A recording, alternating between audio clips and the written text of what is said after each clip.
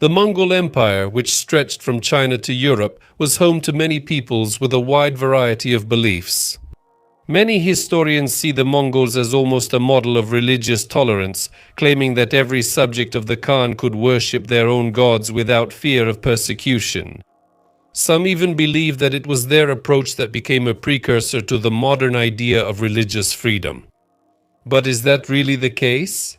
In this video, we will find out what was behind the Mongol policy of tolerance and how sincere it really was. So, friends, welcome to the Amazing History channel, where I tell you only about the most interesting events from the history of the ancient world, the medieval East, and more. You can support the channel, as always, by watching the video in full, leaving a like and a kind comment, as well as through sponsorship on Patreon or YouTube. Well, now let's get started. Subscribe to my channel for more episodes.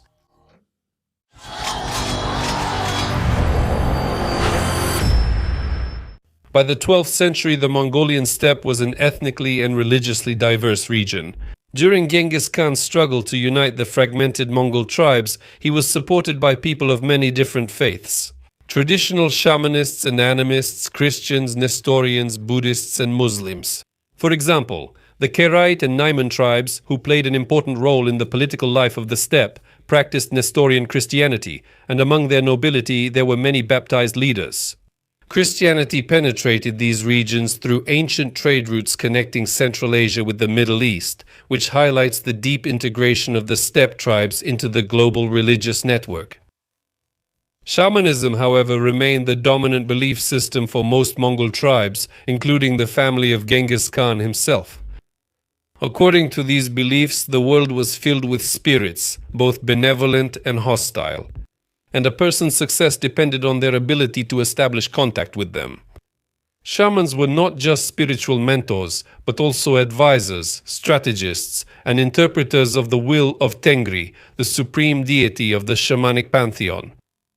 Their service included rituals aimed at ensuring victory in battles and strengthening the legitimacy of the Khan's power.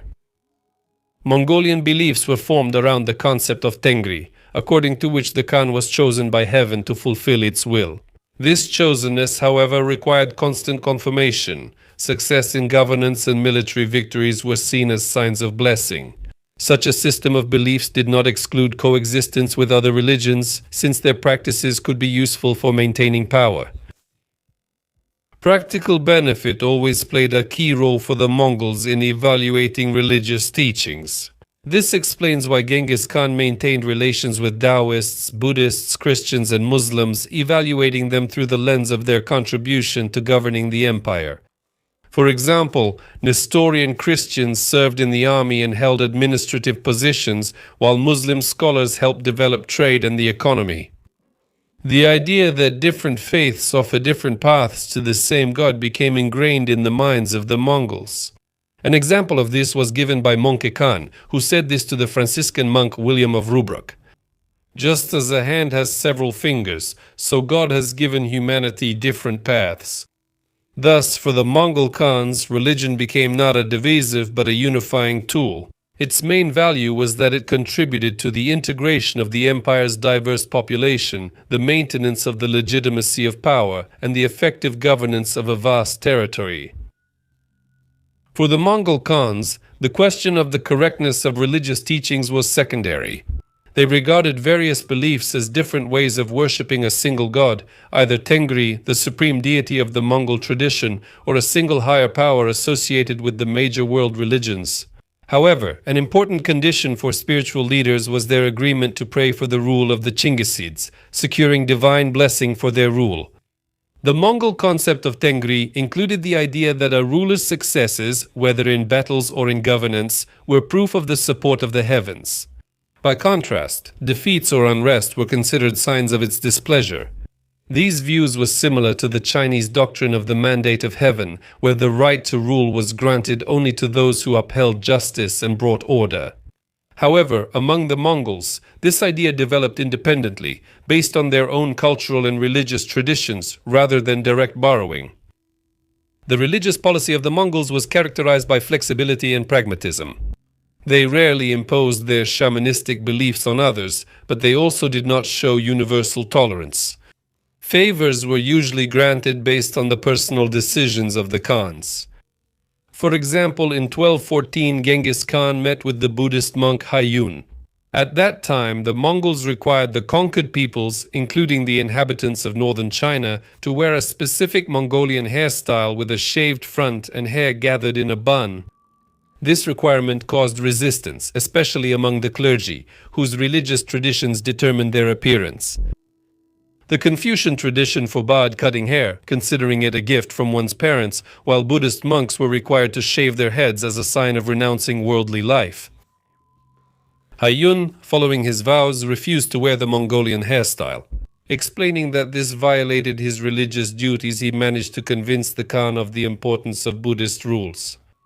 Respecting his arguments, Chinggis Khan allowed the monk to keep the appearance prescribed by his faith. Subsequently, this privilege was extended to other Buddhist and Taoist spiritual leaders, although exemption from taxes was granted to Haiyun and his mentor only in 1219. This case became an early example of the flexible religious policy of the Mongols, which allowed them to take into account the beliefs of their subjects without losing control. One of the earliest examples of granting religious privileges by Genghis Khan was his support of the Taoist master Chu Chuji. The decree issued by Genghis Khan did not apply to Taoism as a whole, but specifically to the master himself and his disciples. For the Khan, the value of Chu Chuji lay in his personal charisma, his ability to act as an intermediary between the earthly and heavenly worlds, and his numerous followers.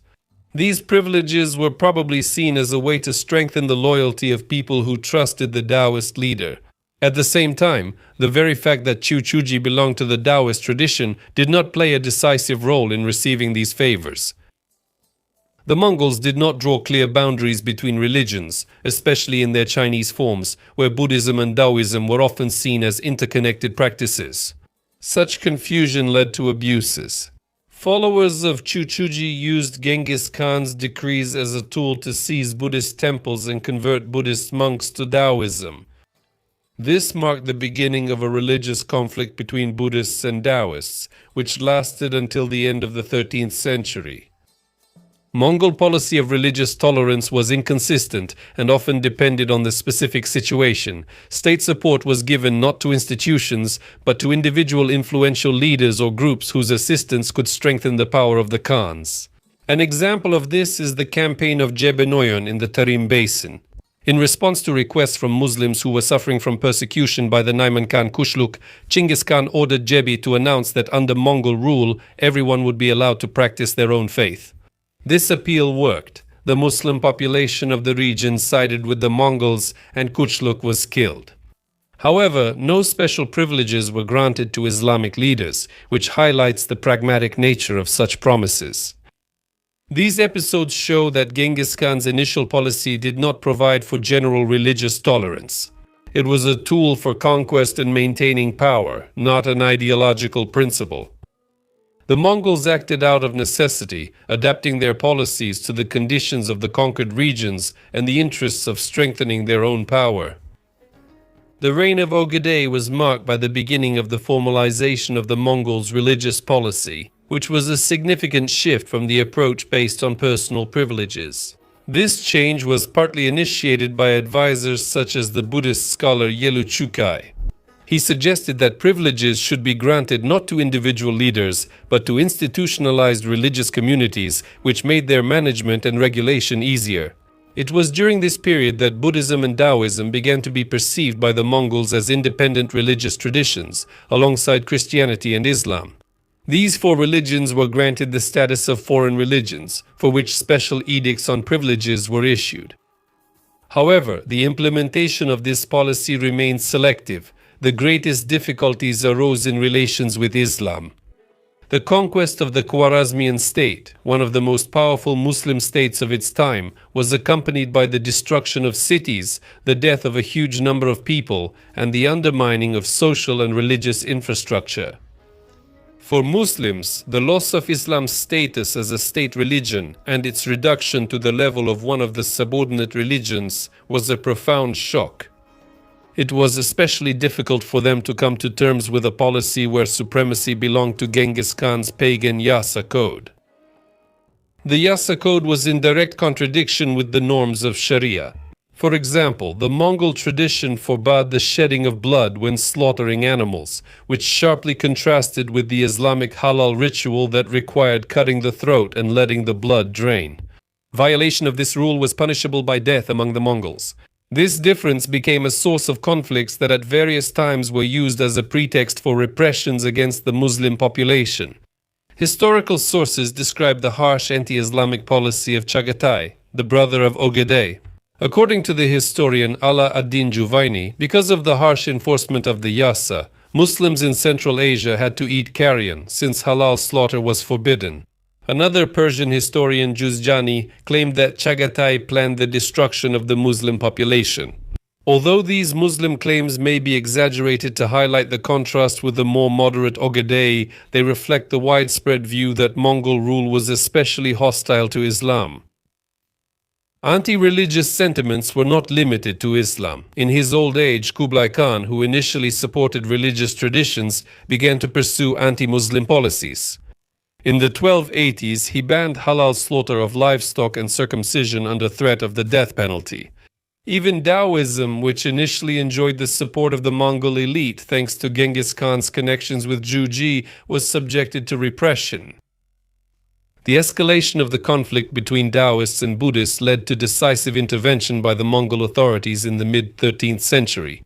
By order of Möngke Khan, his brother Kublai organized a religious debate between representatives of the two orders. Kublai himself, who was already under the influence of Buddhism due to his wife's beliefs and his own personal inclination, declared the Buddhists the winners. This decision had serious consequences. Some Taoist texts were declared forgeries, banned from distribution, and their copies were destroyed.